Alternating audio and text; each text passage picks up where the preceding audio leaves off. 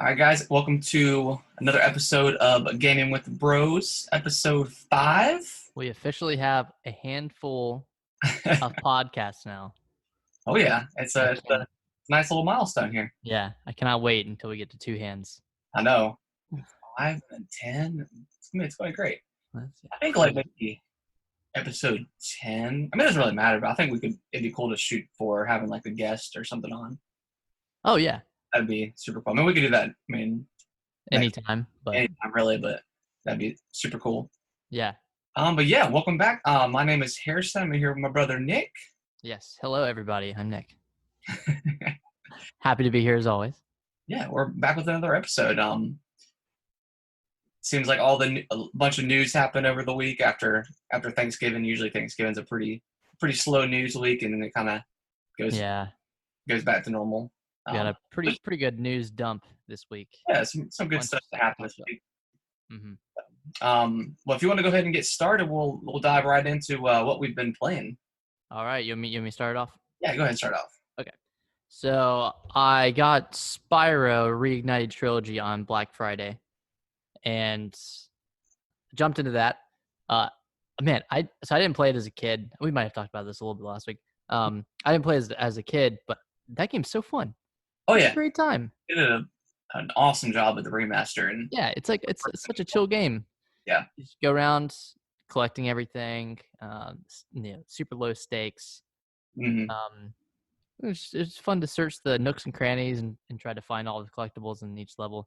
But I beat the first game. I 100%ed it too, or I guess 120% after. Yeah, 120. Yep. Do that last level, which was a nice little fun addition. But I loved it, and I started the second one. I can't remember what it's called. Spyro 2. I know 3 is Year of the Dragon. Ripto's Rage, I think. Yeah, that one. I started it and I played like the first world, and I was instantly or not instantly, but I was blocked off like progression wise because I didn't have this thing. Like I didn't have the ability to climb a ladder, so I couldn't get all the collectibles in World 1. Yeah. Which was like a pretty big change from the last game because, going through each level, you get every collectible from the get-go. Like you didn't have any unlockables that you had to get beforehand. So this one, I guess, is kind of more Metroidvania-ish. Yeah, it's like come back to it. Yeah, there's a couple levels like that in the game, which is cool. I mean, it's a little different than the previous one where, like you said, you just go through and you get everything in one go. Yeah. Yeah, I was kind of wondering how they were going to change up the formula for the second one. I'm assuming the third one changes it up even more. Yeah. Did you, I can't remember if it's in the first, but I know we talked about it last week, but the part with the carts, did you get to that part? Okay, I don't think it was in the first one because I was never I never rode a cart. I had to destroy carts with bombs on them, but I never had to ride. Okay, yeah, I think it might be the second game then. That's maybe I think. Because there's definitely a part where you ride in a cart and you're having to shoot enemies and like switches and stuff. So. Okay, yeah, I haven't done that. Okay, I think that may be the second game then. Okay, yeah, some of the flying levels were pretty tough though. Yes, we talked about that too. They can be. I mean, they're rewarding once you do it and you complete it, but yeah, it can be a little. Yeah. That's probably the hardest part about that game or those games is definitely the flying part because. I definitely looked forward to each one because it's a good change up. It's pretty different than what you're used to. Yeah, but some of them were really hard. It took a while. Yeah, but fun game. I like it. I think I'm gonna go back and finish 2 and 3. Well, definitely am, but I mean, I've got so many unfinished games right now, like between The Witcher and I kind of stopped playing Pokemon to play Spyro, and I'll talk about it in a second. But Resident Evil 2. Yep. I got a bunch of games that I need to finish. A bunch of long ones too. Yeah. But I'm drawing a blank. What I was about to say. You're good. I'll just go on to Resident Evil 2. Okay, Pokemon. Yeah, I haven't touched Pokemon this week either. Just between playing Reach and then Hmm. Spider-Man. So well, you did you ever get a chance to dive into Reach at all? Yeah, I did. I played it 2 days ago, and then yeah, I played it Friday and Saturday Okay. a little bit. Um, Mostly just the multiplayer. A couple Slayer rounds, SWAT, uh, Infestation. I can't remember. Infected. And then I played one round of the what's it called? Like the Vision. Invasion. Yeah. Yeah. Yeah. It was yeah. So I got into it and I don't know. Like I just felt like the biggest sensation of nostalgia like come over me. Like more so than I remember getting the Master Chief Collection, when it first came out, and it was really Hmm. cool. Like replaying Halo 2, especially with the remake that they did. But I don't know, man. Like I didn't realize how much I missed Reach or how much I actually like loved it. I mean, Yeah, I think we played a ton of it when it came out. yeah. I mean, I remember. Yeah, because I think I was in college and I came home to pick it up because I had pre-ordered it at our local GameStop, and I think we played a ton of it that weekend. And then Yeah, we went to the midnight release. yeah, and But, I think that's when I bought a new Xbox so you could have the other one. oh yeah. Because I So, remember, yeah, because I remember I didn't have the Xbox there yet, and then I think I ended up buying like the slim one or whatever mhm. the other one is. But yeah, man, Reaches that invasion mode is so much fun, and like It playing is. like the old maps again, like Yeah, I was so excited to play the new. Like every time I saw a map that I had forgotten about, I was like, "Oh my god, this map yeah, is so good." and just like the whole like they call it the balloon mechanic, whatever. Whenever you're shooting like the DMR, and you have to Mhm. like kind of steady the shots because if you just shoot like as fast as you can, it's not gonna be as accurate. Right. So that's a cool mechanic. I don't know if that's in Halo 5 or not. I'm not sure. Oh yeah, I forgot that. I guess Reach was when I they don't, added it in, right? yeah, because I don't remember struggling because it took a couple games to get used to. And Mhm. then like the needle rifle, oh my god, that gun Oh, is the needle rifle, so sick. I can't forgot believe about that they one. haven't like brought that back because it's just such a sweet looking gun. I picked it up for the first time and I was just like, oh my gosh, like I totally forgot about this gun. Yeah. Wait, did is the battle rifle in Reach, or is No, it just the DMR? it's just the DMR, yeah. Okay. That's Yeah, I was kind kind of of was looking like for it. the new gun because that was like when the DMR was first introduced, I think, Mhm. on Halo, and they got rid of the BR, and then the even like the assault rifle is super cool looking. Like, Oh yeah, yeah, it's just that's super pretty sweet. awesome. Yeah. But yeah, Pistol's always fun to use. yeah, the pistol's even pretty good too, and like I don't know, it's just it's a pretty fun thing. And then like I didn't realize how much I missed like the shield lock and like pick Oh yeah, the shield lock. stuff. Like I wonder, because I know Halo 5 they dropped all that stuff, and Mhm. you could sprint and have like the Spartan dash and all that stuff. The ground pound and whatnot. The ground pound, yeah. I wonder. I'm interested if they would bring that back. Maybe if Halo reaches, I'm sure they've already, if Halo 6 or Infinite comes out next year, they're probably pretty deep into Mhm. development and multiplayer wise. But yeah, it's super cool to use those abilities again and like reject. Like the Yeah. best thing is like when someone's coming with a sword at you and you like do the shield lock and block it, and then it's cool because if you come out of shield lock and someone's right next to you, you'll lower their shields, and then you can melee them and kill them. So there's been so many times where I've done that. Right. And then you can deflect projectiles too. Yep. So if someone like throws a grenade at you or shoots a Get stuck rocket. or something, yeah, you can shield lock and it'll shoot the plasma grenade off you, man. It's That's such a cool ability that I don't think I appreciated it enough like when it came out. I remember loving Reach. Um, Oh yeah. I never I loved it a lot. or anything, but yeah, I forgot how much um how much fun it was to play. Right. I mean, like, It's so weird having sprint as a separate ability. Like, it's yeah, kind of cool because the game is mhm, built around that. yeah, and then But like sometimes stuff is like pretty awesome. the what? The jetpack, Oh yeah, the like I jetpacks. use that a lot. Like it's super like handy when someone's coming at you or throwing a grenade at Mhm. you. You fly off real quick and then you get above them and you can just shoot down. Yeah, especially for getting the high ground, it's Yeah, really good. it's super. Like I think there's what's the one level? It's I can't remember the name. It's kind of like a take on Lockout maybe, but it's like it's the base in the sky or whatever attached to like the cliff. Is it Ascension? Not Ascension. No, that was like the remake of. Oh, right. It's not Blackout.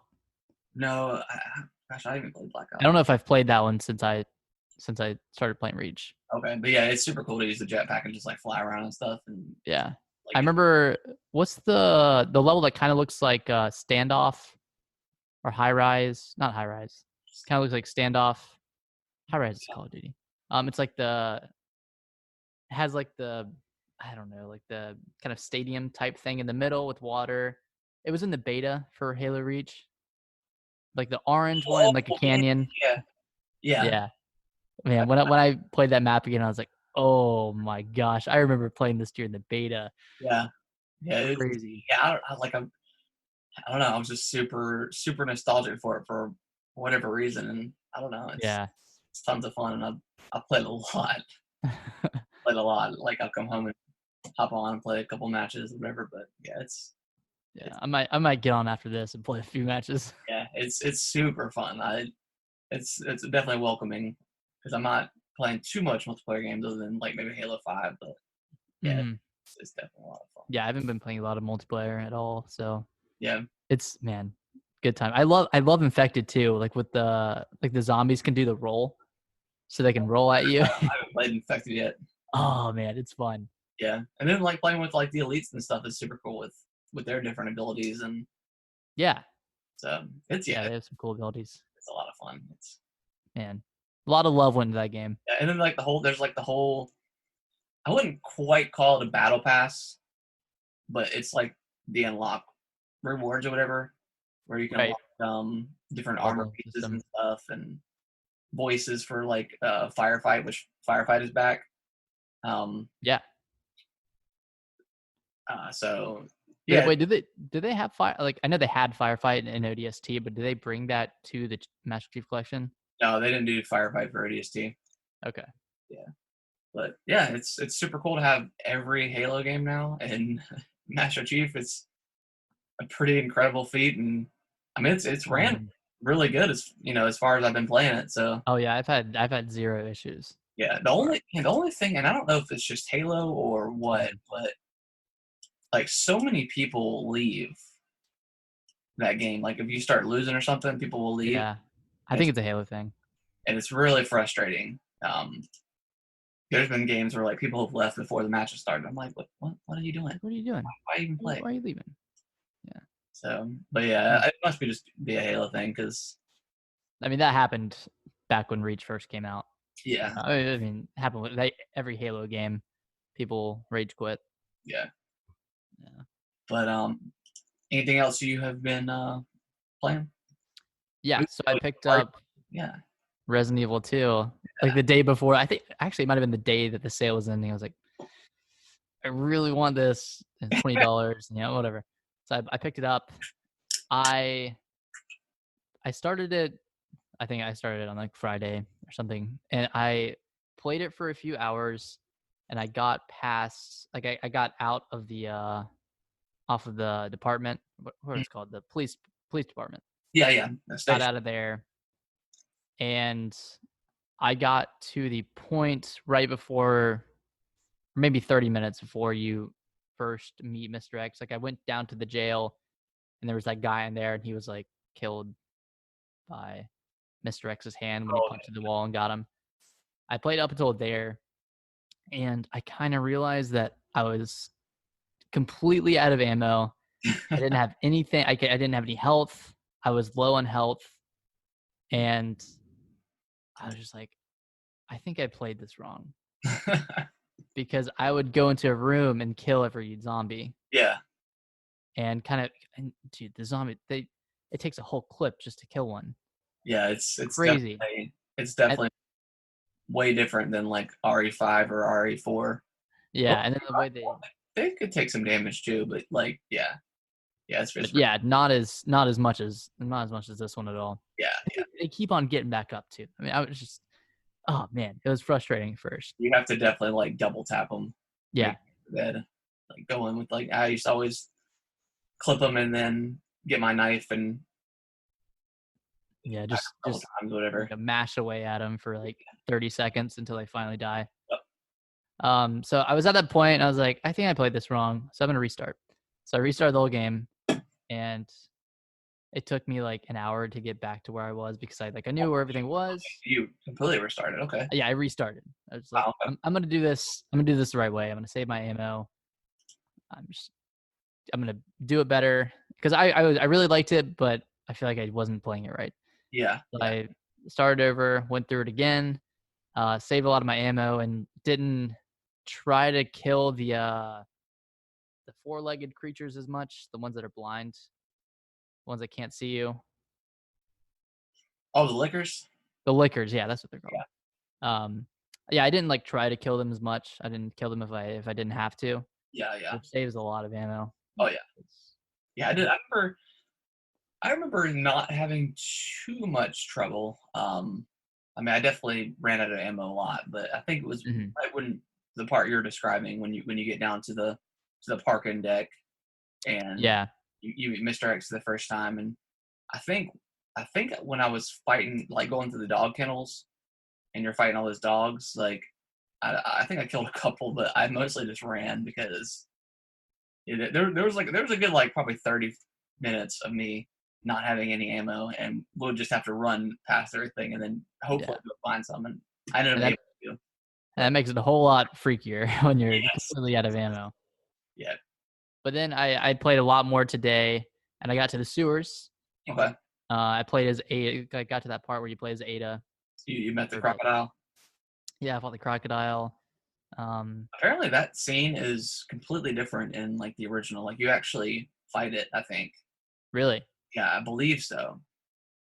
Huh. But that I need to get back and play the original. yeah, it's just like a chase scene or whatever. Yeah, Yeah, yeah. it's cool. Getting chased around by Mr. X is annoying. Yeah. Those footsteps, man. When you're in the police department and walking around, like just looking for Oh yeah. keys and stuff, and you hear those footsteps, I just freeze. Like just listen and Yep. Yeah, he's pretty terrifying. And like I play with my turtle beaches on oh yeah, and like mute my TV or whatever, and it's pretty intense. Like just hear the doom, doom, doom. Like he'll like come in and he's like so tall that he has to like crouch down and he'll like appear in there and then he'll yeah, like hopefully it'll yeah. come in. It's pretty It was such a cool moment when you put out the fire on the helicopter that's blocking your way, he comes and from he around like the corner. throws it out of the way, and I'm just like, Oh, oh shit. yeah, that So I part. just had to run, and like I knew I knew I couldn't kill him, but Yeah. I didn't know that you could down him, Yeah, you can and stuff him a little bit. he'd like kind of be done for that area, and you could leave. Yeah, well, he'll definitely come if you stand there. He'll get back up. But yeah, Yeah. it's kind of like what was his name in Resident Evil 7? The dad. Oh, I can't remember. You do end up killing the dad though, right? Yes. Because Well, fight yeah, him. yeah, You you fight fight him him in the garage. actually. What's that? I said you actually fight the dad in Resident Evil 7 a couple times. Yeah. You initially fight him in the. God, I really want to go back and play Resident Evil 7. It's so good. I Yeah. need to play it in VR.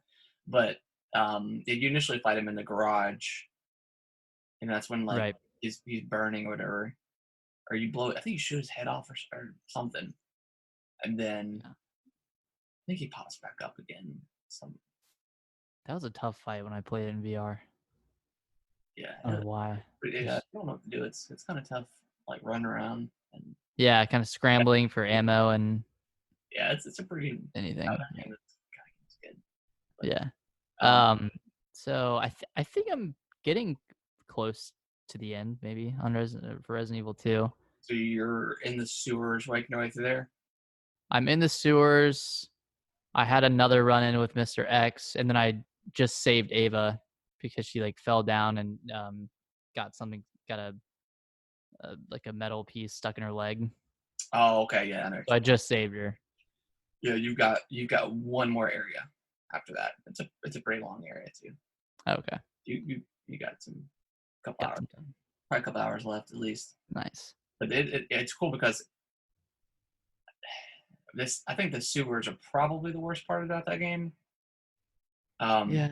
Anytime there's like it wasn't bad or anything, but anytime there's sewers in games, it's usually not the greatest. I hate sewers. But it was cool though. It was good. And I don't like the sewer monsters, the ones that'll come out of That's the water. and because they're like annoying to kill, and then You like use all your ammo on them. yeah, I think at one point I ran out of ammo completely and had to like I don't know maneuver my way around one, and it was annoying, but Right. more easier. creepy and hard. Yeah, they're easier with the flamethrower once I got that. Yeah, definitely. Yeah, that was an interesting like puzzle too, where you had to use like the king and queen to get out. Yeah, I couldn't figure it out for the longest time, man. Yeah, it took me a while too, and then I think at that point because I don't think I had any ammo, so I didn't either. I just had the flamethrower. Yeah, so it was a little tough little time for a second there.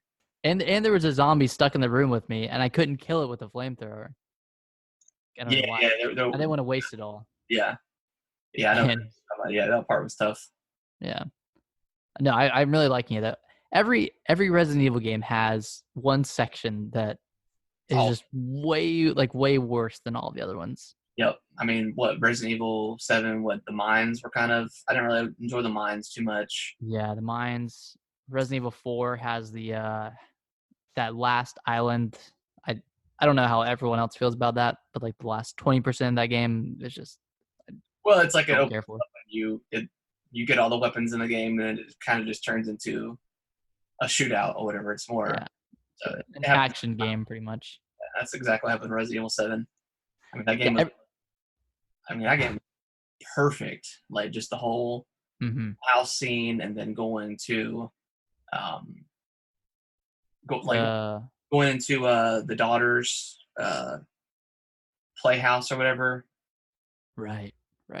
And then fighting the mom, whatever, when she was like all bugged out or whatever, and inside her little house. Oh, like the greenhouse type. Yeah, that was a cool area. That was cool. And then there was I think you fought the brother. Yeah, when in like his workshop or whatever, his like carnival thing he made or whatever. Oh yeah. Oh man, what a good game. Yeah. Mines were definitely probably the worst part. But I mean, I think it was because like it's at the point where when you get the assault rifle, you can kind of mow down. Oh, and then there was the boat too. I hated the boat. Oh yeah. Going back, if I knew where I was going, I think it would be a pretty short area. But I think I went back because I beat that game on professional, and they switched stuff up too. So it was like I knew where to go, but then when they had professional, it was a little different. Oh, okay. But did you choose Leon as your starting character? I did. Okay. So yeah, you'll have to go back, and if you play as Claire, you'll get the real ending. Okay, but it's essentially the same game, right? Except there are a few. You get like the heart key instead of the spade key, or it's a little disappointing. You do start like the game starts out differently. Like the part where Leon and Claire meet up, like on the other side, like on each side of the fence or whatever, and then the helicopter crashes. You get to play her part, but then you come back into the police station, and there's different stuff, and stuff is changed up a little bit. There's really no signs of like Leon being there. Weird. You still have to do the same puzzles. You still have to collect the 3 medallions. But they're really? Yeah, it's slightly remixed. Okay. So I guess like from a story perspective, it doesn't make sense that she was in the police station at all. But yeah, it's weird. It's a little disappointing. Like I wish. Yeah, because. Yeah, it's pretty much just like a remix of Leon's story. Okay. There is slight changes. I'll probably still play it again. Yeah, it's definitely fun, and it's changed up enough where it'll be a little bit different experience. And there's certain because in Leon's story, I can't remember what happened with the little girl. Did you play that? In the gun shop? Huh? In the gun shop? No. In like the I don't think maybe she's not in this. Maybe she's not in Leon's story. There was a little girl who was with her dad. Yeah, that was in like the beginning of the game, wasn't it? No, that was right before you get to the sewers. When you're with Ada and you're in a gun shop and the dad puts a gun to your head and he has his little girl who's infected. Oh yeah, that's different. I don't think there's a little girl. Okay, then then it's pretty different. So cool. It's a little different. Like the PlayStation's a remix, and I think the rest of the game is a little different. So yeah, it's definitely worth playing. Nice. I feel like it's gonna be pretty short too once I play it again because I'll know. Yeah, you know how to play and all that good stuff. Yeah. Yeah. No, but I've been loving it. Yeah. I'm glad I can play it before we have our game of the year discussion. Yeah, definitely. Yeah, it's an incredible game. It's making me excited for if they do hopefully an RE3 next year. I'll definitely play it. I mean, I think they might announce that at the Game Awards. They say, well, we'll talk about it in the news, but anything else on Resident Evil? No, that's it. So I did manage to pick up Spiderman. I ordered it on Amazon. I was able to get it for $15. Oh, nice. The Game of the Year edition. Have you played Spider-Man? No, but I watched my friend play it last year. No, earlier this year when we were living together. He was playing it on. Well, if I've finished it by the time Christmas comes around, I'll just let you borrow it. Excuse me. Nice. So it's pretty awesome. So I mean, it starts off like I think Spider-Man has already been established for like 7 or 8 years now. So it's not like his origin story or anything. That's good. And it starts off like he's in like his little apartment, and like underneath the door comes like a late bill, late rent notice or whatever. And then he goes to pick it up, and then he gets like he hears like the police. He's got like the police radio, or whatever, and he hears that Fisk, the kingpin of the city, is attacking the police, or whatever. So he flies out the window, puts on a suit, flies out the window, and then you just see like him swinging around, and I was like, are they gonna do it? This is gonna be really cool. And then you immediately take control of him swinging through the city, and they teach you all the controls, and man, does it feel so good to like fly around as Spider-Man and stuff. Like it's like I remember like the PS2 Spider-Man, I think Spider-Man 2 in specific, are like pretty high regarded as like good Spider-Man games. Yeah, they nailed it in Spider-Man 2. Yeah, nailed the web swing.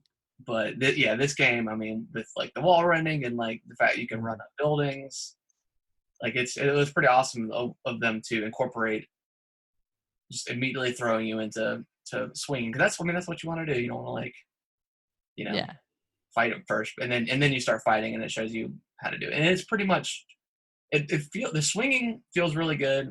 It's kind of similar to Batman. The Arkham fighting. Yeah, the fighting is almost like Assassin's Creed or Batman. I mean, I feel like that those fighting mechanics are pretty good. Then you incorporate like you got a spidey sense, so when someone's going to attack you, you press like B or whatever to like dodge. Doesn't Batman have something like that? It did, yeah. It's very, very similar. Right. Even to the point where like you can use objects in the world to attack attack the enemies with too.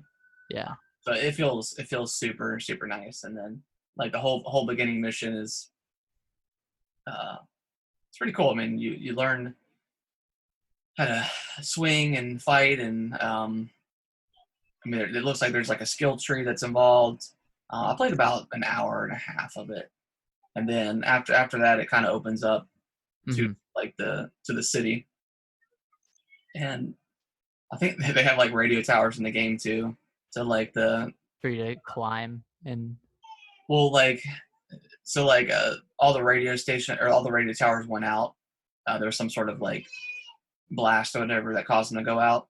So the I can't remember her name, but the lady in charge of the police is like, hey, can you go fix these towers, and then we can scan for scan and see what's going on in the city. So I mean, it's similar to Far Cry and Zelda, pretty much every game with like towers, but it's really cool so far. Like I'm definitely digging it, and like I immediately went and climbed on like their version of like the Empire State Building or whatever.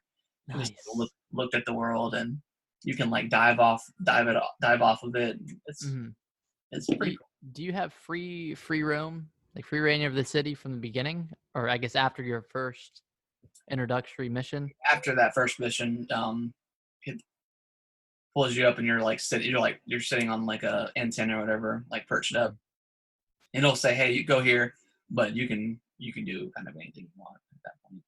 Nice.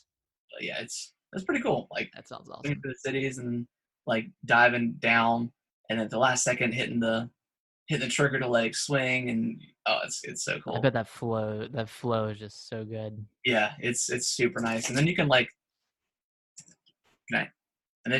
swing in and out of combat and stuff, and incorporate swinging and go immediately into combat, and then different combos and stuff with this web.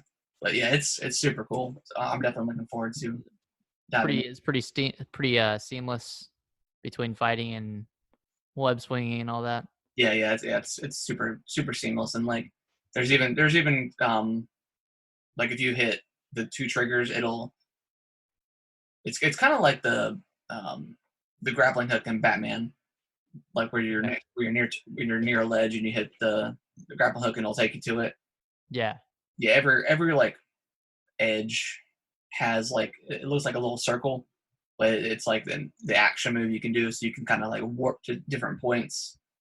That's pretty cool. So you don't have to like be super, because it can be kind of hard to swing and then land on something exactly. So they kind of added that to where if you're swinging and like you flip the stick to the right, and then you see the ledge, you can hit the button and he'll like automatically swing over to it or shoot to it with his webs.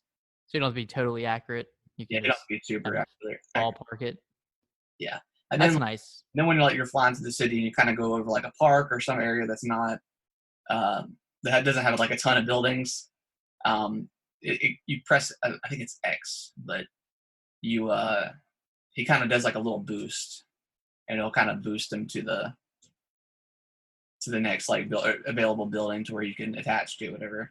Oh, that's cool. They kind of thought of everything. Yeah, it's pretty nice as far as being pretty friendly with the swinging. Yeah. It's also kind of interesting. Spider-Man couldn't really take place in any other cities. Like, just because there are no like taller buildings outside of New York or their version of New York, or like. Well, it's like that. There's like a scene. I think it's the Avengers or whatever. When at the end of have you seen Endgame? Yeah. At the end of Endgame, like when Spider-Man's spoilers for Endgame, I guess. Oh yeah, I guess yeah. Yeah, I guess spoilers if you haven't seen it. Yes, Spider-Man does come back, but there's like I think there's a scene towards the end, and someone did a still frame of it, pauses the scene, and Spider-Man's like flying through the air, and they're like, "What is he attached to?" There's like, oh yeah, you talking about doing the big battle? Yeah, yeah. Trying to get the glove to the van or whatever. Yeah, that doesn't really make any sense. Yeah, I mean, whatever. Hey, it's a superhero movie. None of it has to make sense. Yeah, I mean, there's a talking raccoon.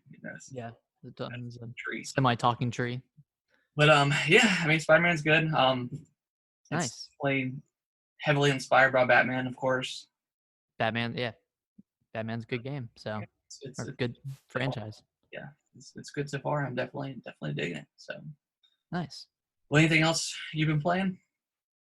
No, that's cool. It for me. Well, we will. I guess we'll dive right into the news then. Nice. So So I think we were talking about it last week with Resident Evil 3, but it seems like the cover art got leaked. Yeah. Then I believe it popped up on the PlayStation Store as well for a second, like just like the game, like the logo, whatever. Did it So, really? yeah, I think it might have been like the European store or something like that. Mm-hmm. But so yeah, it seems like It's happening. it seems like Resident Evil 3 is probably going to come out next year. Right. So kind of what I was saying earlier is like I could really see this happening at the Game Awards because Jeff Keighley tweeted, he sent out a tweet saying that they were going to have, I think it was around 15 game reveals. But Jeff also said that there hasn't been anything leaked from the Game Awards. Oh, so, he did? Yeah, so I'm not sure if this is going to be there or not. Man. It may show up because Sony's got their last state of play. It may show up there. You think so? Maybe. It's not a Sony exclusive, is it? No, but because RE2 is on Xbox. Yeah, but they might, announce it and have some sort of exclusive like DLC for it. Oh, well, I'm excited. I'm already excited for it. Yeah, I didn't get very far in it when I played it on GameCube, I think, but I could have sworn you got to the end. No, I remember getting stuck, I think, at one point. Because there was the Nemesis fight. Well, yeah, like the whole game is like Nemesis kind of. I mean, like every Resident Evil game kind of has like a overarching, like a unstoppable, omnipresent villain. Did 4 have one? No. Because five had like that goo monster that I think followed you around. Oh yeah, the goo monster. 4? I don't think 4 had one. 4 it had the chainsaw guys. Yeah, I mean they were terrifying in their own right, but right. I don't think it had. I don't think it had like an over like. Even Revelations had an unkillable. Yeah. For a while, it wasn't for the whole game. No. Gosh, I can't remember. I don't know if RE4 did or not. Yeah, I don't think it did, but yeah, I mean, I'll take more Resident Evil in that awesome engine. Oh yeah, it looks incredible. Yeah, if they want to keep doing these remasters or whatever, and then, hopefully, I mean, I would like to see a Resident Evil 8 at some point, whether that's going to be first person or not, who knows? But I either way, I'm good. I'll take whatever they're making, whether it's third person, first person. Yep. Tactical strategy RPG, whatever. Be on fire lately, so. Mm-hmm. So any kind of Resident Evil stuff, I'll definitely. I'm wondering what the heck are they gonna do when they get to 4 though? Because they've already re-released that game on everything. I mean, you can play it on your calculator. So I don't know what they could do to it. Besides, I mean, they could redo it and do like, because even if you go back and play Resident Evil 4 now, it still feels a little outdated with the controls because you can't walk and shoot at the same time. Right. So maybe they do that and then just update the graphics. I mean, I'd have to play it again if they did that. But I mean, I guess because I just replayed it this year on Switch, I'm not interested in playing it again. Yeah. If they like did enough to it, I don't know, gave it the RE2 treatment. I mean, maybe they'll do 1. I mean, I know they just did like the remaster of 1, but it was more of. I mean, 1 is weird anyways because like you're literally walking through like a still image, like it's just a super high quality image that you're walking through, and then they have like the zombies, of course. Was 2 not the same way? I don't know if it was. It's like the fixed camera where you kind of moved through the scene. I don't know. I'll have to go back and watch. I'll have to go and watch a video of it or something just for context. I can't remember. I feel bad. I don't know. I never actually played 2. I played 1 a little bit, or the remaster on GameCube. I think I played. Okay. But I don't know. And then they're getting ever so closer to Nintendo making their own Zelda Maker with adding Link into Super Mario Maker. And he has You can get the Master Sword There's too. a sword, and there's like You can specific. ground stab, Yeah. downward thrust. So I mean, did you ever pick up Mario Maker? No, I had the first one. Yeah. I liked it. I never picked it up. I don't know. I don't have like the time to like make levels like that anymore. I would be Right. interested to getting it, but maybe if it went on sale or something. But I don't Which think it never will, but it. So, but yeah, I mean, if they made a Zelda Maker or whatever, I mean that'd be super cool. pretty sweet. Because the one in Link's Awakening was pretty. It wasn't terrible, but it was just so Pretty kind of bare bones. bare bones. I'm guessing it would kind of be within that realm, right? Of top down 2D. I mean, you couldn't really do 3D. No, Zelda yeah. Maker. Yeah, Mario and Zelda are, other than like Zelda 2, where Zelda 2 is kind of like a side scroller kind of thing. Yeah, it would definitely have to be like that style of like the over the top. Yeah. But I don't know. I mean, They'd have to do a really good job with like the community connectivity kind of stuff. yeah. Being able to share levels easily. Mhm. Because that is a lot different than Mario, where you're playing one level and it takes 2 minutes versus making a dungeon Yeah. in Zelda, and that can take an hour. Yeah. So, Yeah, they're two different games, but I mean, I feel like Nintendo could do it if they could, minds. yeah, they could do it. Yeah. So that's cool. We were talking about Gwent last week as well. They're discontinued on console. Ironically. Um, I wonder why. I think they just want to focus on mobile and PC at this point. Yeah, they probably looked at all the numbers. Now they did say that you could transfer your progress over. I think, like you could sign in. That sounds about right. Yeah. So I think they're handling it right as far as being able to transfer all your cards and stuff over, which is cool. Yeah, I guess there's no point in having the infrastructure if no one's playing it. Yeah. They're all on mobile or PC. I mean, I'm sure that's what the case is. Yeah. I wouldn't think to play Gwent on my Xbox. I would just I dabbled a little bit on the phone, and I didn't even realize they even had a PC version, to be honest. But I mean, if they want to invest the time with PC and mobile, and continue to add packs to add cards and stuff, and that's pretty cool. Yeah. Yeah. Good game. Good card game. It is. Yeah, it's definitely a little bit different than your typical Magic and Hearthstone and all that stuff. So yeah, I haven't played it. I would definitely advise to give it a shot because it's pretty cool. Yeah, it's pretty easy to understand at a base level. Yeah, it gets more, obviously, like every other card game, it gets more complex the further you go. Mm-hmm. But I think it's pretty friendly towards newcomers, which is always good for a card game. Yeah, it's hard to. That's just the problem of like card games in general, especially like over on phones and over the internet and stuff when it's not physical cards. Is you get to the point where you've got, I mean, Hearthstone I think has like over 800 cards now or something. Yeah, crazy. So like, they phase stuff in and out, so you don't have 800 cards in the main game at once. Mm-hmm. But coming as a new player, I mean, you might have cards that you don't have. It can be kind of challenging. Very overwhelming. Yeah.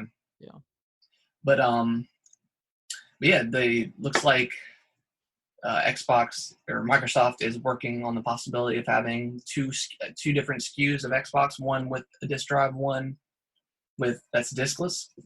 Mm-hmm. Which that sounds about right. Yeah, it makes total sense. I mean, they dropped the what is it, the Xbox One S all digital edition. They dropped that over the summer, or was it beginning of the year? I think it was over the summer. So I think they're just trying to test the waters probably with this console to see if they would be interested, because I mean, going forward, I mean, and if it's cheaper too, like I would maybe consider getting that just because. I mean, now that the only thing that would hold me back before is in situations like Black Friday when you have like these incredible deals. Right. Now digital sales have caught up with the physical and are just as good, if not better, sometimes. So yeah, a lot of times yeah, digital sales are better than. yeah. So I mean, there's really no point of having a disc anymore unless you just love, having the physical stuff. Right, and you have to install your disc anyways. Like you have Yeah. to install the game anyways. Yeah. So it's not like Switch where if you have a disc of Witcher 3, you don't have to install like a 30 gig game. Yeah. When I was after I was done watching football, I was like, all right, I'm gonna go in here and play some Spiderman, and I put it in, and then it was like a 43 gigabyte upload or install, and it was like 50 minutes, and I was like, oh crap! I was like, I haven't installed a game through the disc in so long. Yeah, it's crazy. Just the fact that you have to do that is wild to me. It usually takes longer to install than it does to download for me too. Wait, really? Yeah, I've downloaded games recently, but dude, mine take forever. Yeah, I mean, I've got the Halo, the fiber internet, North State, so I've got like a 1 gigabit download speed or whatever. Oh, you have crazy speed. That's right. I think mine's like 150. Oh, okay. So it doesn't take very long at all. So I was like, all right, well, I'm gonna go do some other stuff to kill time to play this game. And that was like always the biggest disappointment, like especially like midnight launches and stuff. Is like you get the game at midnight and then you come home and it's like 12:30 and then you gotta wait 35 minutes for it to install and it's like 1 o'clock and you're like, okay, I'm ready for bed now. I should have just done this in the morning. Yeah. So yeah, but I'm definitely all in. If it's gonna be, $50 cheaper, $100 cheaper, whatever it is. I mean, I would definitely consider getting that over the regular one. So yeah, it's always great having the option. I mean, if anything, no one's forced to buy a discless Xbox. But yeah, I don't know. The only thing that would suck is there's no more of a friend bringing the game over and playing it. But yeah, I guess that's a good point too. Is I couldn't borrow any of your games. Yeah, unless we did. Well, there's game sharing too. You can game share with one other person. So, but isn't it where only one person can be playing at a time? No, you can both play it. Okay. Yeah. Oh, you did that with your roommates, didn't you? Yeah, except he stopped sharing with me. He stopped sharing with you? Yeah, Brendan stopped sharing with me. Why? His brother wanted to share. Oh, okay. Yeah, he was like, "Yeah, I mean, you weren't buying a lot of Xbox games." And it's like, "Yep." Wait, how do we do that? Can we can do that, can't we? So we can do it now. We'll have to set it up. Okay. I think it's pretty easy. But, yeah, would definitely be cool. So now I can't play Call of Duty because every year he buys Call of Duty and he'll buy like, I think he bought Destiny 2 when it came out and random games. So I can't mooch off of Call of Duty anymore. I can't mooch off of him for Call of Duty. Dang. Oh well. Yeah, it's all right. Then there's another story on IGN that said that PlayStation was no longer interested in handhelds. I mean, that makes sense. I mean, getting their ass beat with the handheld market. So. Yeah, I mean, the PSP was a cool device, and I remember playing Dynasty Warriors on it, and I hated it. I sold it. Probably ran at 10 frames per second. Oh yeah, it was pretty bad. And then they did the PlayStation, the PSP Go. Oh yeah. Digital. That was all digital, right? Yeah, they had like several iterations like the regular PSP, and then of course the Vita, which I always wanted to get a Vita, and I still kind of want just to get one, just to have it and try it because I never actually did play it. But yeah, I mean they just I don't know what it is about Sony and their handhelds, but people just don't really buy them. I didn't want any of the games. Yeah, none of the games look good. There's like the Uncharted. Yeah, I mean the God of War games and stuff were pretty good on there, like the Ghost of Sparta and a couple other things were good. Yeah, the Uncharted game looked cool, but I don't know. I'd rather just play like on PlayStation 4, like Uncharted. Right. But yeah, Nintendo. I mean, they killed it with the Switch. I mean, they absolutely nailed it. I mean, as far Yeah. as And then portability. with the Switch Lite, they've reached the younger audience too. Yeah, So they kind of have a pretty good yeah. You mean you grasp. get high quality first party games, plus you get all the awesome indie games that come to it. Yeah. So Yeah. I just don't think there's room for another handheld hybrid or something like that in the market. Especially if PlayStation would have to split their development Yeah, between PS4 or PS5 and then their handheld. I yeah, think that would hurt them a lot. yeah. Let's say there's something like the Switch. I don't see there being enough room in the market for another handheld. I mean, that's just one's plenty. Like that's a good amount. Yeah, one's enough. Yeah, Yeah. Nintendo killed it. How was week 3 with the Switch Lite? How's that going? Or week Oh, 2? it's awesome. The Lite? I haven't. Well, aside from Spyro, I haven't played Switch a ton. I've been playing it a lot on the train on the way to work because I can just pull it out while I'm sitting down. Um, I'm super bummed though because I can't play Pokemon on the Switch Lite because Pokemon doesn't have clouds, and that's like what I want to play while I'm like on the train. I want to play The Witcher while I'm That seems so crazy to me that Pokemon is not cloud safe compatible. compatible. Like I don't know. I mean, I feel like that's the reason why they got the Switch Lite out this year was because Pokemon was coming and that was gonna be such an important handheld. Maybe they didn't think that so many people would be buying 2 Switches or a second Switch, but Yeah, they've had to have thought about that. it's Someone to want a more portable Switch that's smaller and they can carry around a little easier. right. I mean, it's with the multi like online games. Like Splatoon doesn't have cloud saves. Yeah, Pokemon doesn't. Animal Crossing won't when it comes out, and I think it's to prevent people from cheating. But I don't know how they would manipulate cloud saves to cheat. yeah, I'm or not maybe like well versed in that. if you put it up in the cloud, um, maybe like the light or something can't access online or something. Like it can't use any of the online features. It can only use you can Mhm. only play it. Um, yeah, it just seems so weird to me that they don't have that for it. That just seems crazy. But, Yeah. But aside from that, yeah, loving the Switch Lite. yeah, I might dabble in it maybe next year when they add a new color or something.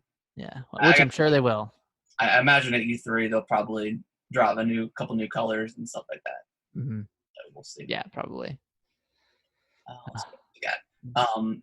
So there was a recent, I think Xbox and Microsoft did like a live stream, and Phil Spencer was on it, and he was saying something about Control coming to Game Pass, saying that it's a really really good game, um, and he said it sucked because a lot of people didn't play it, and it coming to Game Pass, is gonna broaden the players playing it. Mhm. So it seemed like, hey, Control's going to come to Game Pass, but then the developer was like, no, we have no No plans for it. plans on bringing it to Game Pass at this time or something like that. So it doesn't. I'm not really sure what Phil Spencer was talking about, or maybe he was just trying to, you know, drop a dime and say, get that process started. Yeah. You think the CEO of Xbox would know what he's talking about? So I don't know. But One of them's lying. We know yeah, that. maybe oh shit, what's the developer's name? Remedy, right? Maybe they just haven't come to an agreement yet or something, and they're still in the works. Yeah. If so, though, Phil Spencer shouldn't be spouting that Yeah, during yeah. a live I don't know. stream. I don't know. Wait, did Really, Control not do well, like commercially? I don't know. I'm not sure what the sales Or did figures it are for that game. was it kind of on par with their other games like Alan Wake and Probably, yeah. Their games Quantum Break? sell like a ton. They So never get that wide stream popularity. yeah, they're always like pretty good, and I would love to see Control come to Game Pass and play it. Because I've heard nothing but great things Yeah, aside from some performance issues with it. But yeah. I think it might have been on sale on maybe no, I don't think it was. wasn't like $40 on Black Friday. Maybe it was like $40 for digital. I can't remember. Oh, okay. But yeah, I would definitely um, pick up pick it up and play it if it was added to Game Pass. Oh yeah, same. It seems like Game Pass is getting a lot of good stuff um, pretty quickly. Added Yeah. to the library after a game like Devil May Cry 5 and what's that Russian Metro? Metro Exodus. Yep, I do want to check that out. I haven't played that one yet. I played the first 2 hours of it. I think. Okay. I didn't love the shooting. Yeah. It's kind of like Wolfenstein type shooting.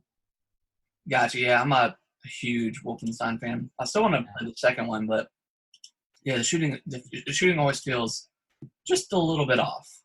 A little clunky. Yeah. It feels heavy. I don't know why. But I think did you add this last? Yeah, I just kind of saw this and thought it was kind of interesting. So Metacritic removed a lot of like suspicious user reviews for Death Stranding Yeah. because like apparently they were review bombing Death Stranding. And it brings up kind of an interesting point like regarding Metacritic. Mm-hmm. And the point being that like users God, I don't know how to articulate this in a great way. User reviews are garbage and pointless. Yes.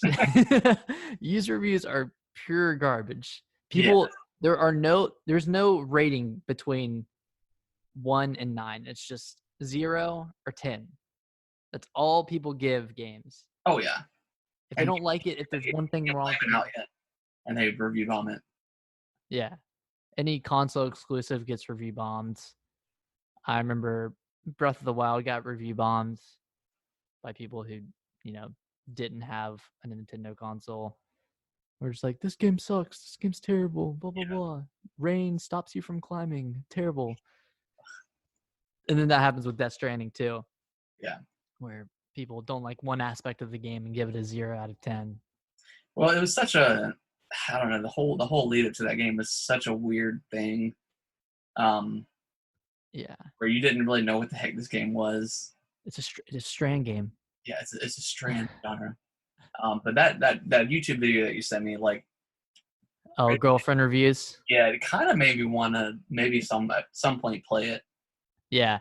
Just because, like, leading up to the moment where he's constantly, getting frustrated with the stuff falling off. Like, I mean, yeah, that's super frustrating, but then you get to that point of like, it's all worth it.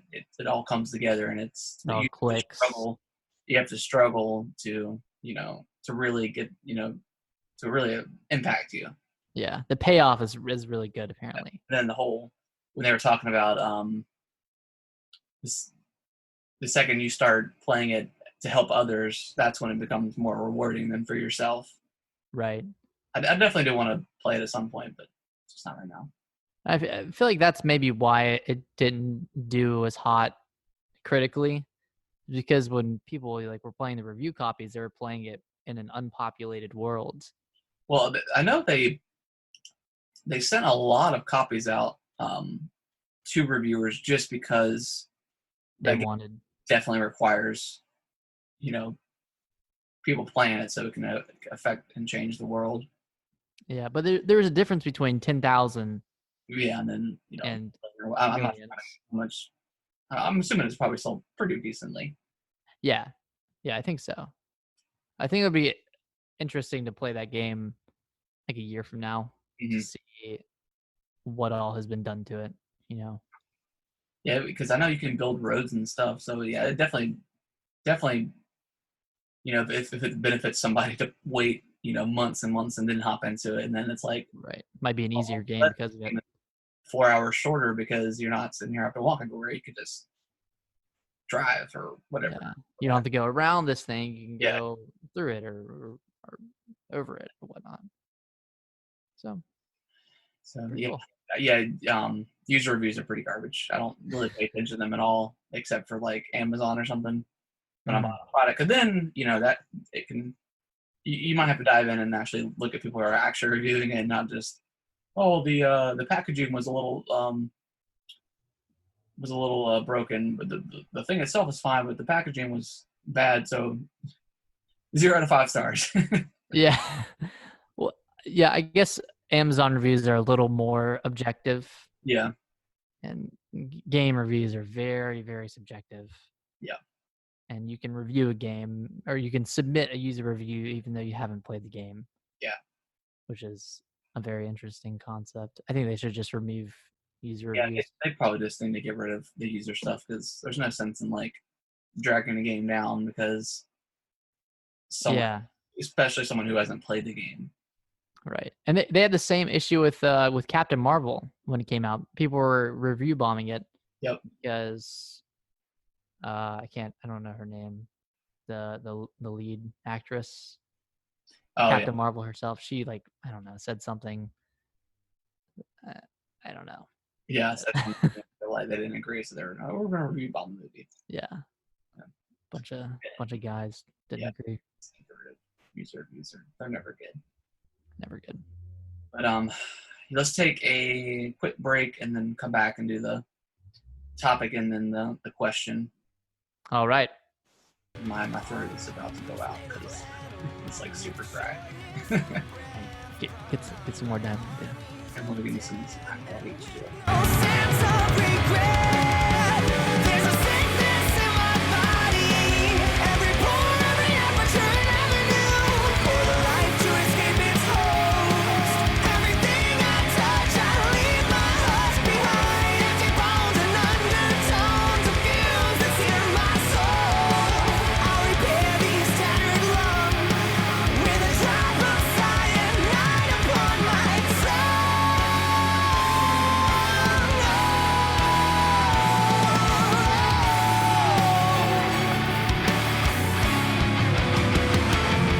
All right, welcome back to the final segment of the show.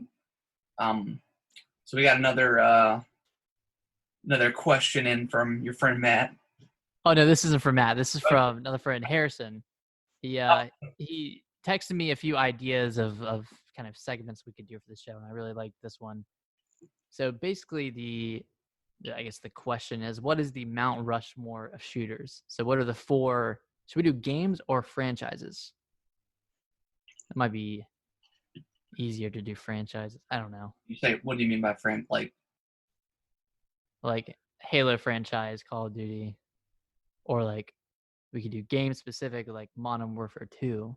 Yeah, let's do it game specific. Okay. Just because, especially Call of Duty, there's like 3 or 4 of them that I don't think are very good or fun. Yeah. Okay, so we'll do Mount. The top, the best of the best. Yeah. Maybe something that kind of defined shooting, from 10 years ago that you wouldn't necessarily play now, but that definitely deserves. Pivotal. Yeah.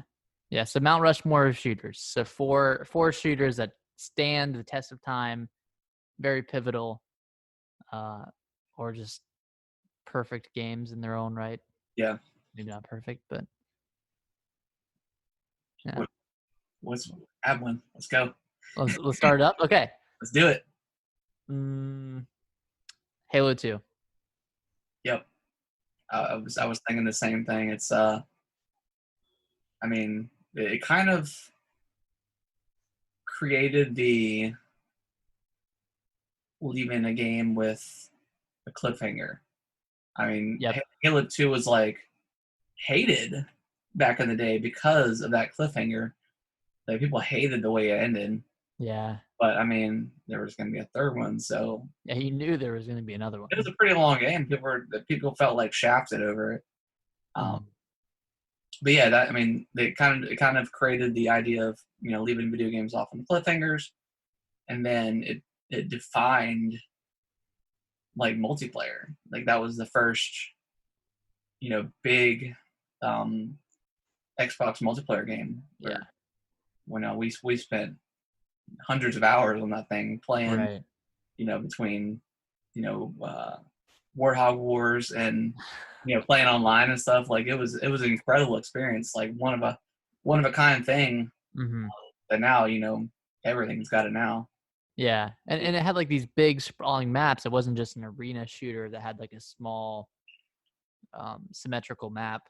Yeah, Like big maps in the middle of canyons. I mean, it yeah, was, it yeah, was a lot of fun. I mean, playing big team battle and playing zombies before it was an actual like game type, and yeah. it was an incredible experience. Just playing that as kids, and yeah, it definitely deserves a spot On the Mount Rushmore. on Mount Rushmore. Just for, I mean, it's still fun to go back and play now, but it definitely was a big change in like modern-ish shooters. Oh yeah, for sure. Too.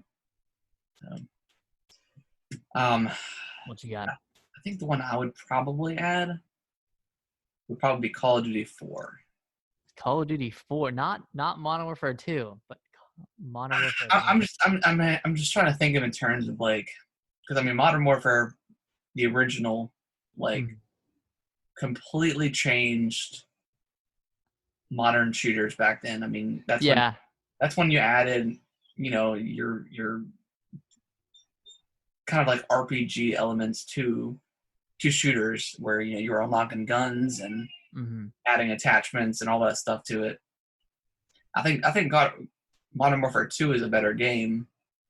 I think the maps and stuff were better, and I had a lot of fun with it. Yeah, I think I like the guns better, but yeah, I think Call of Duty 4 was more genre defining than 2. Yeah, I'd agree with that. I think 2 followed it up very well and like perfected 4 and just had some really outstanding maps. But yeah, I think Call of Duty 4 just kind of defined what we know as now, a modern shooter. I mean, like everything has like RPG elements in it now. That's true. Modern Warfare 2 wasn't perfect though. That game was broken. Oh no, the dual shotguns or whatever. The models. Yeah, the model. Oh my god, that was like models. A rifle. Yeah. And the fact that you could like knife somebody 80 feet away from you. I mean, that was. But it was so much. That was just good fun. That was all good fun. Just running around just adding sprints on, and just literally just running around with a pistol and your knife. Yeah. Switching to the knives. I remember the very first time I even played Modern Warfare 2. I think we were over at your friend Tyler's house for like a party, and that's what he was. That's like what I did on my first multiplayer game. Is I had the akimbo, or no, it didn't have the knife. With commando on, I would just go around knifing people. Did pretty well. I was like, I get like 20 plus kills just doing that. Like it was so easy and stupid. Yeah. Like it is terrifying when someone's running at you and like. And then suddenly they're like, they jump across the map and you're dead. And like, it was not exactly realistic, but yeah, it wasn't fun when it happened to you, but it was fun doing it to others. Yeah, it was. Okay, so we got Halo 2, Modern Warfare 1. Yep.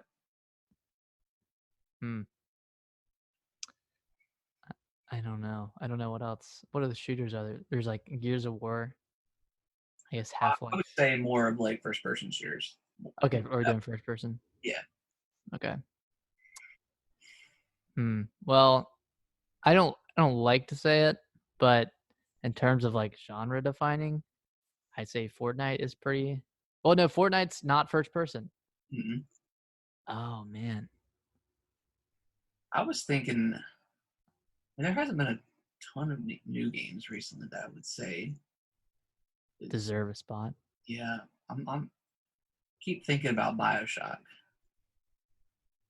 Yeah, okay. Is that I guess that's a shooter. Yeah, I mean it's a first-person shooter. It's got RPG elements to it, I guess. Or does it? It does, doesn't it? It does. It has unlockables. Well, but you unlock powers. You don't necessarily. Yeah. I don't know if there's like a skill tree. Yeah, you don't really. Sorry. There's not one in Bioshock. Okay, but yeah, I don't know. I think Bioshock's one of those. It's such a cool game. Yeah, genre defining. I don't know. Hey man, if you wanna put Bioshock up there, even though it's not. I mean, it's up for debate. I mean, I think we've got 2 locked in. 2 definitely locked in. Speaking of 2, even though I haven't played it, probably Half-Life 2. Yeah, I was gonna say that too. Yeah. Gosh, you really need to get the orange box and play that thing. Yeah. Maybe they'll do like a remastered version. Hoping they will. But yeah, whenever they really focused on manipulating the environment and stuff and using physics. Yeah, physics as puzzle-based stuff, and then the gravity gun, of course, was one of the coolest weapons ever. Yeah, I mean that's a pretty good game. Nice. we got 3.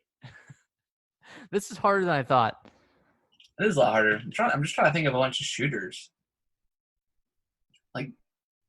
Not thinking of Halo and Call of Duty. I mean, you got Far Cry. I wouldn't call that defining in any sense, genre defining. And Far Cry 3 kind of I rocked the boat. Yeah. I mean, that kind of defined a lot of open worlds as far as the towers and stuff. Yeah, that's true. Maybe not for the best. I mean, I don't. Sometimes I feel obviously every Ubisoft game has some sort of towers or something in it, but a lot of games do that now too, where you go to the tower and unlock do something and eliminate the fog from the map so you can start seeing everything else. That's pretty cool, but I mean, it is cool. But a lot of games do it now. So, it's really tough. I don't know. There's Dying Light. Dying Light was super cool. Yeah. I like that one. Apex. Apex Legends. Yeah. Well, it kind of defined battle royale, which is really big right now with everybody. But I mean, the shooting is really good. But yeah, I'm not super into Apex. I mean, I'm not super into the battle royale thing, but yeah. But it's can't ignore it though. No, it's definitely the best one of those. I like it a lot better than Call of Duty's battle royale. But you didn't like Call of Duty's battle royale? Call of Duty 4? Yeah. I mean, or Black Ops, whatever. Yeah, I liked it. It's just again, I'm not super into the battle royale thing. I'd rather just play deathmatch. Right. Okay, so we got 3. So Halo 2. Call of Duty Modern Warfare. Call of Duty 4 Modern Warfare. Half-Life 2. And hold on. Let me go to my shooter games. Okay, we got Destiny on there. We've got Doom. Yeah, Doom's pretty awesome. That's all I got. Borderlands. I wouldn't call that genre defining. But Borderlands 1, that was pretty terrific. Yeah, I would say Borderlands is a pretty important it defined the looter shooter. Yeah, I mean, ever since then, literally everything has loot. Yeah, it kind of built the foundation for games like Destiny, and even battle royale games where you're finding all this loot and chests and whatnot. Yeah, I would actually consider that one. Yeah, that one I'm just trying to look at all the other shooters. Oh, okay. Wolfenstein, Doom, Borderlands. I'm just looking at the ones that I've played. Top 20 single-player FPS games. Halo, Halo 1, Halo 3, Halo 5. A lot of Call of Duty on this list. There's no Call of Duty? No, there's a lot of Call of Duty on here. No. What about Bulletstorm? No. I I did play that. Firm now. don't know. I'm Bioshock. Okay, all right. You know, let's just freaking put Bioshock up there. What if we did this? We took What? Half-Life off and put Bioshock and Borderlands. Okay. Because I haven't played Half-Life 2. Yeah. So I have no connection to it. Wow. This is like a very mediocre Mount Rushmore. No, it's good. We got Borderlands. We got Bioshock. Like started the way of like the whole Schluter thing with, loot for everything. Uh-huh. I mean, that game was super fun too. I mean, it was. Yeah. And it had fun multiplayer game. And then I think Borderlands 2 kind of, I don't know. It was a good sequel. It was kind of perfected it in a way. Yeah. Actually, I think our list is pretty well rounded. We've got multiplayer with Halo and Modern Warfare. Yeah. Mostly Modern Warfare. You got one game that kicked off the whole online revolution. Yeah. Then you got one that like couch multiplayer. Kind of perfected it too with Call of Duty 4. Yeah. Adding, attachables to guns and kind of made more of adding like levels to I mean, Halo 2 had levels, but it didn't mean anything. Right. It was just. Yeah, it was fun to just test out a gun and then unlock all the attachments for it and whatnot. I mean. Oh yeah. Yeah, it was super exciting to get to that level that you wanted to get to. And then equipping stuff like martyrdom, and you get killed. Ruining someone's day. Yeah, it was fun. And then the grenade drops at their feet. Or like, what was the other? Last Stand. Last Stand, Painkiller. Yeah. Garbage. And reward people for dying a lot. Yeah. And then you have Borderlands, like we talked about. A cooperative online shooter. Yep. Shooter. Any FPS or PvP, right? It was just co-op. Oh, it was just PvE. Gotcha. And then good old Bioshock. I mean, Bioshock, man, that was such a good story. Because you played the first two, right? Oh, you played them all, right? Oh yeah. Okay. Yeah, Bioshock 1, man, that was just such an incredible. I remember watching all the videos and stuff and all the diaries of of the game leading up to it, and then getting that special edition and coming home and just being. Oh yeah, you got the one with the statue. Yeah, which he's been dropped several times. I think it's made out of steel though. So. the little air tank came off, and then I think I bumped into the shelf a couple days ago, and he fell off, and his legs came off. So. Wait, the legs came off? Yeah, I gotta glue it back. Oh no. Well, it's lasted like 10 years. So. Yeah. Over 10 years maybe. So I mean, yeah, Bioshock, man, and then just having like the dual abilities, whatever, with the, with the plasmids or whatever. Oh yeah.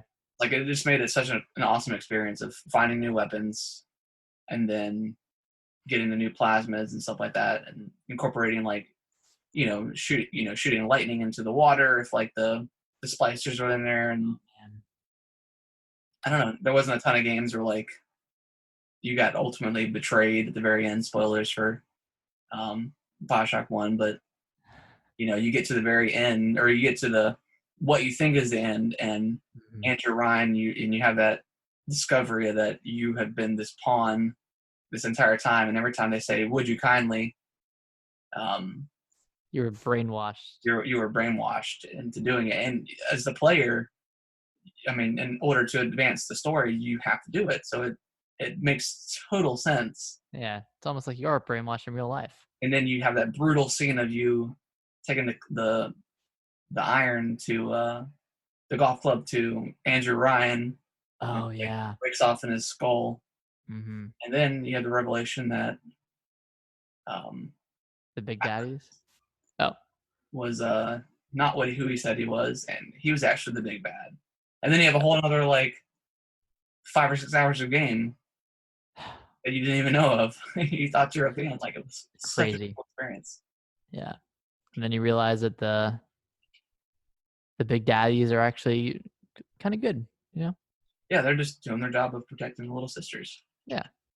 And then that game kind of, I think that kind of defined like morality in games. There wasn't, I didn't feel like there was a ton of it. I mean, Right. Elder Scrolls had that, and um, some of the earlier Fallouts, but that really added the whole kind of morality system to modern games, and like everything is a choice. And Yeah. now, granted, like the final like cutscenes are not that different. Yeah, well, but they're very impactful in their differences. Yeah, I mean, it made you. I mean, whenever you get into that moment of, do you, help a little sister, or do you like absorb her? Like, Right, and you get more. yeah, if you absorb her, or if you're doing the evil side, you get more. I can't remember what it is. Eve, I think, Eve. something like that. Yeah. You get more of it, but then if you help her out, at some point they will leave like little gifts for you around in the level. So it pays off. It Pays off to save him. off to be good. Mm-hmm. So, Ah, Bioshock, man, it's good stuff. yeah. Hey, yeah, it deserves to be up there. Yeah, I would definitely want them to do another Bioshock, and yeah, because it was good, but it was a little disappointing to me. Yeah, it was a little too different. It wasn't enough of BioShock, I think. Yeah, it was. Except for the end. The end was really good. Yes, the ending was cool, and the 2 DLCs were actually really good too. Oh, I never played those. When you go back to Rapture. Oh, you do? Yeah, so it's pretty cool. Nice. Um, cool. So what we got: Halo 2, Call of Duty 4, Modern Warfare, Borderlands, and then Bioshock. I like it. So signed, sealed, delivered. Signed, sealed. Put the games up on the mountain. Yep. Put them up there. All right, and then our topic of the week, we'll make it a little shorter since we had that long question. But what game would you say is like your kind of your guilty pleasure? Something that didn't necessarily do well as far as like reviews, and it could even be like just straight up bad, but you just love to play it. Is it a game that I played now, or can be like anytime? Yeah. Okay.